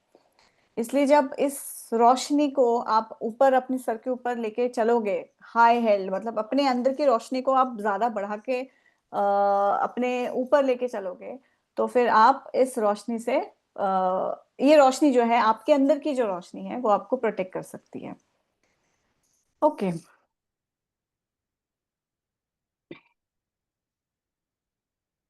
I think will stop here, अभी बहुत है आगे, बहुत हैवी चल रहा है काफी ये। हैवी चल ये रहा है। धीरे धीरे करके चलना चाहिए से। मेरा भी ऐसा एकदम अंदर घूम रहा है सब कुछ। ओ। अभी 3-4 पेजेस और है, will do that next session. So इसमें एक चीज जो मैं करती हूँ या बता सकती हूँ वो ये है कि हम जब हम किसी कैटलिस्ट को प्रोसेस नहीं करते हैं ना, तो वो एक शैडो किस तरह से बना देता है अपने अंदर। जैसे गुस्सा है, हम हमारी पर्सनालिटीज को अगर अपने से अलग करके उन पर्सनालिटीज को अगर हम पर्सोनिफाई करने लग जाए ना, जैसे अगर मुझे मेरे अंदर एक सोनिया नहीं है, बहुत अलग अलग तरीके से है, वो हर चीज को अलग अलग रिस्पॉन्ड करती है। कभी उसको गुस्सा आता है, कभी उसको प्यार आता है, कभी उसको फ्रस्ट्रेशन होता है, कभी उसको कुछ और होता है। तो वो हर वक्त एक अलग तरह की पर्सनालिटी मेरे अंदर है, वो बाहर आती है। जब मुझे गुस्सा आता है तो मैं ये वाली सोनिया नहीं हूँ, वो मैं गुस्से वाली सोनिया हूँ। उसके अंदर ज्वाला फूटने लगता है, वो सामने वाले का सर भी फोड़ते हैं। तो that is a different personality all together. तो हम अपने इन पर्सनालिटीज को जब पर्सोनिफाई करते हैं, जैसे अपने गुस्से वाले जो मेरा सब सेल्फ है, उसको मैं फेयरी फेयरी फॉक्स ऐसा कुछ नाम दिया है मैंने। सो आई नो कि ये मैं नहीं हूँ, ये मेरा सब सेल्फ है जो बाहर आ रहा है। And then I talk to it, I say कि हाँ, I know you are there to protect me, आप मुझे प्रोटेक्ट करने आए हो, बिकॉज ये चीज पहले हो चुकी है। And now you are very protective of me कि ये दोबारा ना हो, इसलिए गुस्सा आ रहा है मुझे। कोई कोई भी चीज हो सकती है कि कोई इंसान अलग तरीके से बिहेव कर रहा है, जिस वजह से मेरा कोई पुराना ट्रॉमा ट्रिगर हो गया कि मुझे पता है ये इस तरह से बिहेव करेगा तो फिर मेरे साथ ये होने वाला है। सो बिकॉज ऑफ दैट वो मेरा जो पर्सनैलिटी मेरे अंदर का वो बाहर आ जाता है, मुझे प्रोटेक्ट करने के लिए कि वो इवेंट हो ना। या तो मैं उस इंसान को खुद लात मार के चली जाती हूँ, या फिर कुछ भी हो सकता है। सो ये वो वाली पर्सनैलिटी है। जब मैं उस पर्सनैलिटी को एक्सेप्ट करती हूँ ना कि हाँ, I know you are there to protect me, तो मैं उसको प्यार, एक्सेप्टेंस, लव एंड एक्सेप्टेंस देके उसको समझाऊंगी कि okay fine, I acknowledge your presence but right now I don't need you, you can go back, है ना। तो इस तरह से मैं अपने पर्सनालिटीज को पर्सोनिफाई करके, I have named a lot of personalities मेरे अंदर बहुत सारी। हम बोलते हैं ना, we have multiple personality disorder. Multiple personality disorder is nothing but, हम जब अपनी इन अलग अलग पर्सनालिटीज को इंटीग्रेट नहीं कर पाते ना, तो वो सब सेल्फ क्रिएट हो जाती है, और वो एक मेंटल डिसऑर्डर बना देता है जहाँ पे ये बहुत ज्यादा तीव्र हो जाता है। And that is why we have this multiple personality disorder. लेकिन कोई एक जिसका इमोशनल इंटेलिजेंस बहुत ज्यादा है ना, उन चीजों को वो एक्सेप्ट करता है और धीरे धीरे इन चीजों को इंटीग्रेट करने लग जाता है, तो वो मेंटल डिसऑर्डर नहीं होता। मेंटल डिसऑर्डर इसलिए होता है क्योंकि आप वो जो कैटलिस्ट आया है उसको मेंटल लेवल पे प्रोसेस ही नहीं कर पा रहे हो।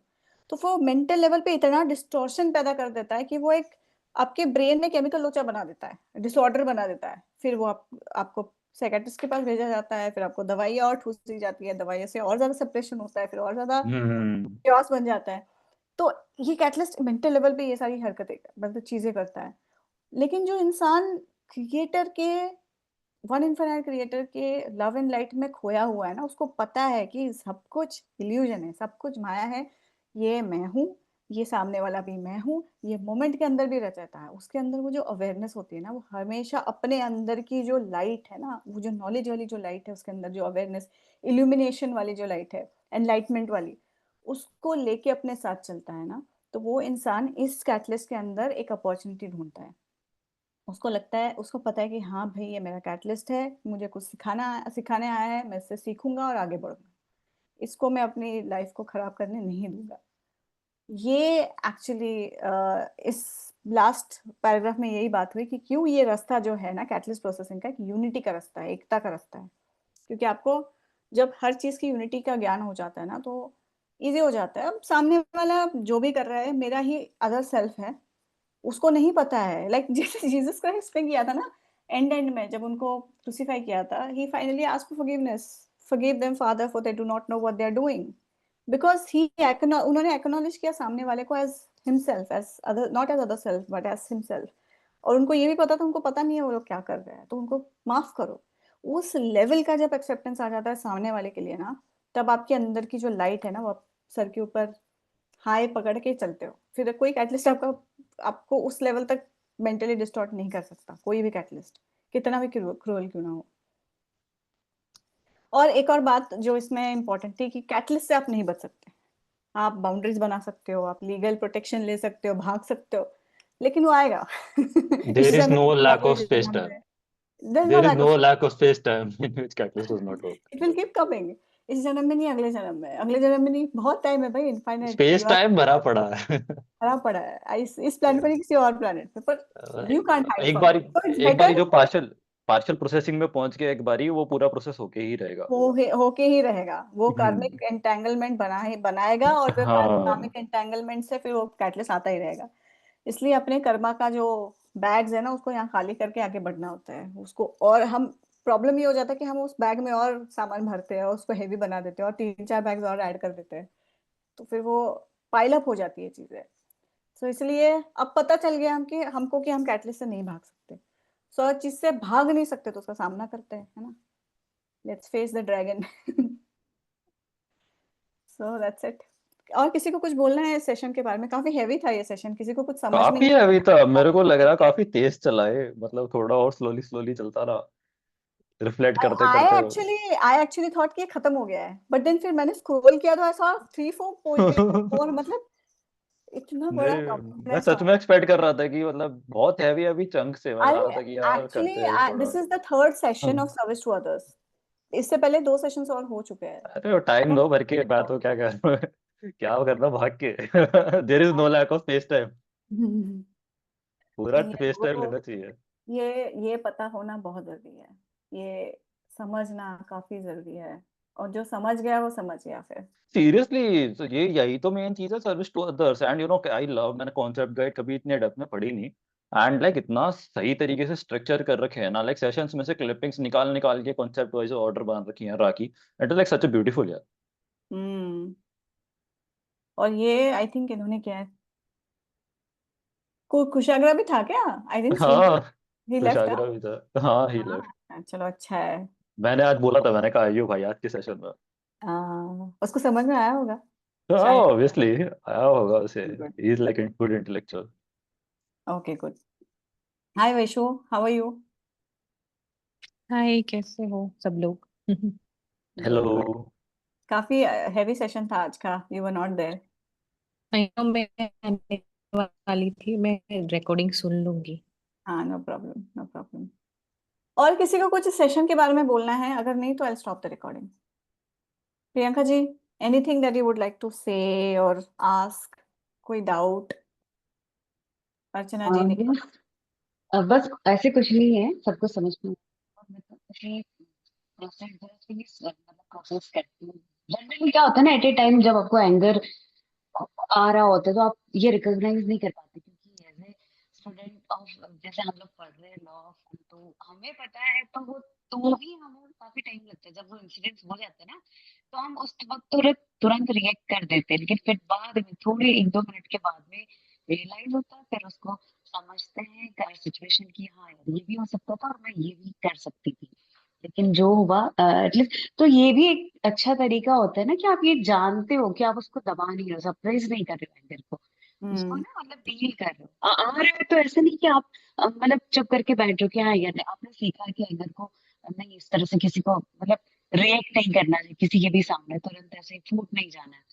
सो आपको क्या करना हम्म। चाहिए ना, आ रहा है एंगर तो आने दो, होने दो, अरे लेकिन हाँ। बाद में उसको तुरंत रियलाइज करके फिर समझ अंडरस्टैंड करो उस चीज को, और बोल सकते तो जो हुआ है आपसे उससे सॉरी भी बोल दो, या आप उसको हैंडल इस तरह से भी कर सकते हो, क्योंकि ये आना ही है। अगर आप उसको आने नहीं दोगे तो वो भी एक अंदर जाके फिर उसका आदत अलग ही आएगा। प्रोसेस स्टार्ट हो जाए। हाँ हम्म। राइट। तो सबसे, आना जरूरी है, कुछ अंडरस्टैंड करना भी जरूरी है, तो ये होता है, लेकिन अभी धीरे धीरे समझ में आता है। पहले तो क्या होता था ना, सडनली आ जाता था, लेकिन अभी तो उसके बाद में भी समझ, अभी भी होता है, निकल ही जाता है, लेकिन फिर समझ जाते हैं। हम्म। एक्चुअली ये आसान नहीं है, ये जो पढ़ना आसान है, समझाना आसान है, करना मुश्किल है। लेकिन गुस्से को पूरी तरह से फील करना, सोचो ना, आप पूरी तरह से फील कर रहे हो, आप मतलब आपको मन कर रहा है किसी का सर फोड़ने का, उस लेवल का आपका गुस्सा है। तो इसलिए वो ऐसे चेम्बर्स बनाए हुए हैं ना, जहाँ पे आप चीजों को जाके लिटरली तोड़ सकते हो, there are the spaces where you can go and smash things, पूरा गुस्सा उसमें उतार सकते हो सामने वाले, या बट पंचिंग वैसे बैग भी ना पंच कर इन सकते जनरल उसी टाइम पे ऐसा फील होता है, थोड़े टाइम बाद में आप न्यूट्रल हो जाते हो, फिर आपका ऐसा कुछ भी मन नहीं करता थोड़ी टाइम बाद। लेकिन अगर आपने उसको प्रोसेस नहीं किया तो वो और लंबे टाइम तक रह सकता है, लाइक हो। हाँ। एक पूरा दिन रह सकता है ना, 2-3 दिन, एक वीक भी रह सकता है। लेकिन आप उसको फिल्टर कर दोगे ना, तो वो तुरंत ऐसा कुछ नहीं होता है, इतना ज्यादा हैवी नहीं होता आपके ऊपर या हम्म। आपको वहां फिर वो लेकर के।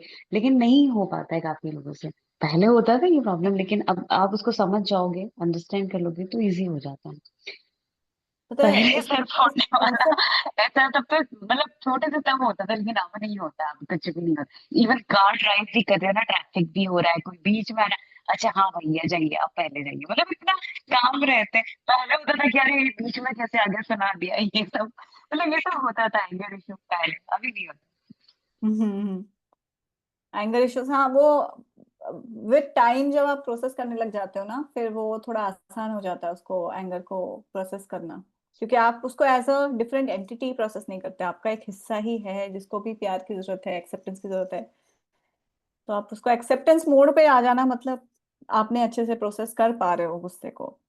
और इस सेशन में इस सेशन में उन्होंने हाईलाइट नहीं किया है, लेकिन रा कांटेक्ट में रा ने बताया था कि गुस्सा एक ऐसा इमोशन है, एक ऐसा कैटलिस्ट है, जो अगर आपने मेंटल लेवल पे प्रोसेस नहीं किया तो वो बॉडी को स्ट्राइक करता है एंड कैन कॉज कैंसर।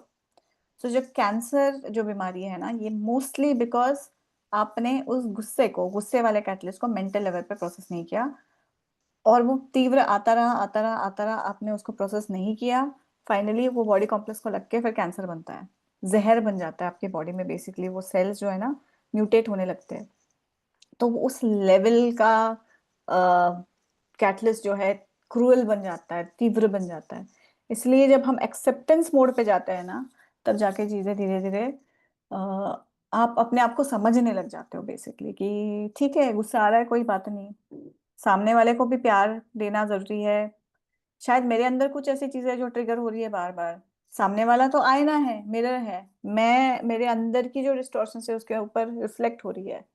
तो इस चीज का एक्सेप्टेंस आना काफी, और जैसे ईशान ने बोला ना, इसके लिए ब्लू रे का एक्टिवेशन बहुत जरूरी है। ऑनेस्टी, सामने वाले को लेके नहीं, खुद को लेके ऑनेस्ट होना चाहिए कि मैं भी टॉक्सिक हो सकता हूँ यार, सामने वाला ही टॉक्सिक ऐसा नहीं होता, मैं भी टॉक्सिक हो सकता हूँ, मेरे अंदर कुछ कमियां हैं, मेरे अंदर कुछ ऐसी चीजें हैं जो बार बार ऐसे लोग मुझे मिलते हैं जो ट्रिगर करते हैं। तो ये ऑनेस्टी होना ना अपने इमोशंस को लेके, ये सब नहीं कर सकते हैं, इसके लिए ब्लू रे एक्टिवेशन होना जरूरी है, along with a balanced green. अगर मैं रिफ्लेक्ट करूं लाइक इसके ऊपर, लाइक ब्लू रे के ऊपर तो बात कर ली, the thing is like now like indigo ray activation, like for depths, तो अब यहाँ पे लाइक आई वाज अप्रिशिएटिंग एक राने, मतलब यहाँ पे एक अंडरस्टैंडिंग थी, and it was like such integrative understanding. I was like appreciating यार, कितना रिफाइंड पर्सपेक्टिव है कि यही नहीं कि सिर्फ यार हमको अपने ऊपर वर्क करके हमको इनर बैलेंसिंग करनी है, बट साथ में उस चीजों को हमको सारी रियलिटी की इंटरकनेक्टेडनेस है, वननेस है एंड क्रिएटर है, इसके साथ भी कोरिलेट करना है। सच अ वॉयलेट रे perspective this thing is, and ये जो वॉयलेट रे पर्सपेक्टिव है बहुत स्ट्रॉन्ग पर्सपेक्टिव है।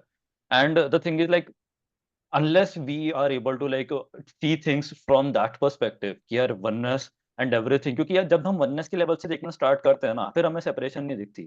एंड हमें कैटलिस्ट सारा मिलता ही इस वजह से, क्योंकि ये सेपरेशन का एक पर्सपेक्टिव हो रखा होता है, हम पे भाभी हो जा रहा होता है। एंड जहां हमने उस वननेस को हमने कंटेम्पलेट करना स्टार्ट करा, जो भी सारी डिस्टॉर्शंस है यूं मक्खन की तरह स्लाइड होते हुए निकल जाती हैं सारी। तो ट्रू। यहाँ पे एक ये चीज आती है, and the thing is like सबसे सबसे मेन प्रॉब्लम्स ये आती है कि सारी की सारी एंट्रोपी हो रही है, सारी की सारी डिस्टॉर्शंस हो रही है, ये इनफ्लेक्सिबिलिटी की वजह से हो रही है। कहीं ना कहीं रिजिडिटी है, जो हम सेपरेशन है यहाँ पे, हम जो एक इल्यूजन में हमारा माइंड बॉडी स्पिरिट कॉम्प्लेक्स है, ये कहीं ना कहीं इसने काफी रिजिड फॉर्म ले लिया है। And light and love is like very fluidic energy, is like very creative energy, very transformative energy. जिस चीज को लव एंड लाइट टच करती है वो चीज बदल जाती है, वो चीज में एनर्जी आ जाती है, वो चीज में लाइक जिस पौधे को लव एंड लाइट मिलती है, पौधा बड़ा हो जाता है, फूल देने लग जाता है, उसमें से फल निकलते हैं। Similarly the thing is like it is a very indigo rate thing कि जो एक ट्रांसफॉर्मेटिव एनर्जी होती है, and the thing is like when we start to pour this energy within ourselves, ये एक इंडिगोरे की एनर्जी जब हम अपने अंदर देना स्टार्ट करते हैं, like in the sense of like anger के कॉन्टेक्स्ट में बात करूं तो ये रहेगा इमोशनल ट्रांसमिटेशन, कि you are experiencing an emotion, for example anger, and उस मोमेंट में मैं उस इंडिगो रे ट्रांसफॉर्मेटिव एनर्जी के थ्रू मैं उस एंगर को किस तरीके से ट्रांसफॉर्म करता हूँ, तो ये एक इंडिगो रे की एप्लीकेशन हुई यहाँ पे।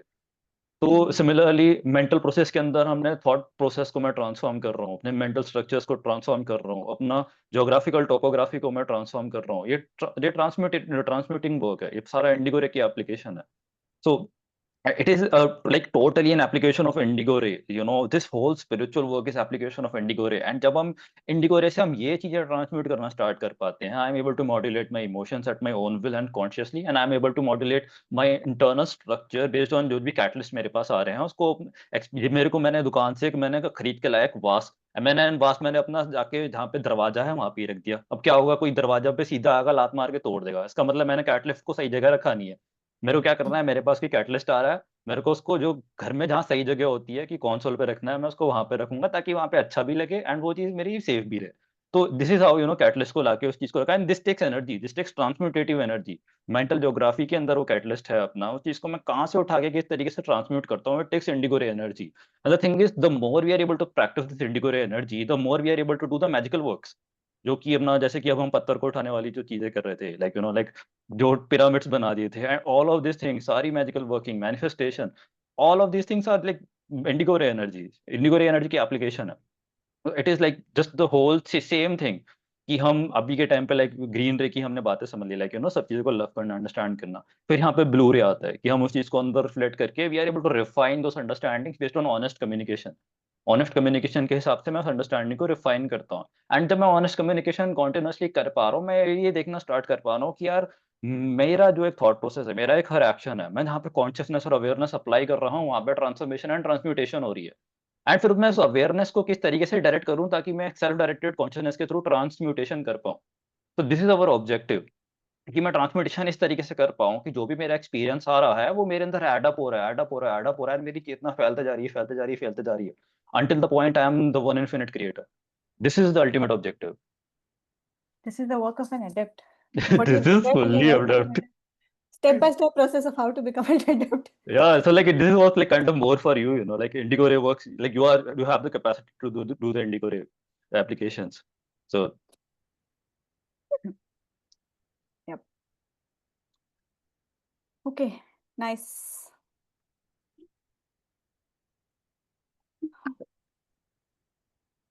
Anyone else? Or let's close.